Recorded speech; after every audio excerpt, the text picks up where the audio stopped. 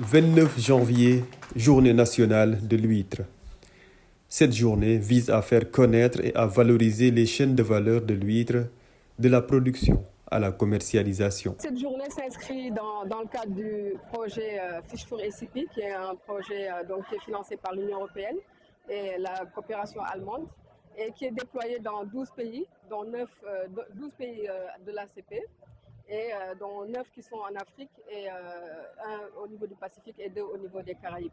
Donc c'est un projet qui vise à valoriser les chaînes de valeur des produits halieutiques. Donc nous intervenons aussi bien au niveau de la pêche qu'au niveau de l'aquaculture.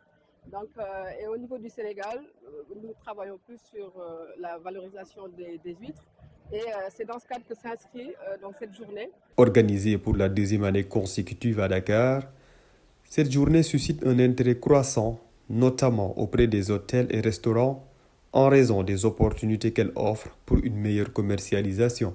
Cette année, les 2 ans passés, on l'a organisé à Dakar pour inviter les consommateurs à connaître l'huître à travers les hôtels, les restaurants, parce que c'est là-bas où on peut avoir une plus grande marge en vendant l'huître. Parce que comme vous le savez, pour avoir 1 kg d'huître séchée, il faut transformer 70 kg d'huître fraîche. Et après, il faudra le vendre maximum à 8 000 francs. Alors que si c'est vendu à l'état fraîche, par douzaine, chaque 12 huîtres est minimum vendu à 2 000 francs.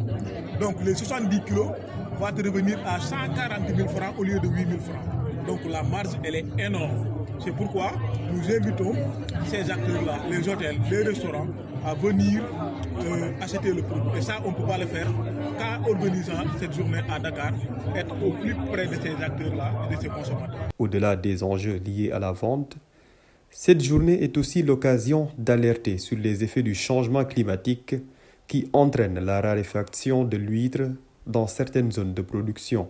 La filière actuellement, le premier défi, c'est le défi que nous rencontrons tout le monde, tous les jours, les changements climatiques. La dégradation des ressources halieutiques, avec l'augmentation de la salinité, les estuaires qui sont renversés. L'eau devient de plus en plus salée, ce qui freine la croissance et même la disparition de l'espèce dans certaines zones.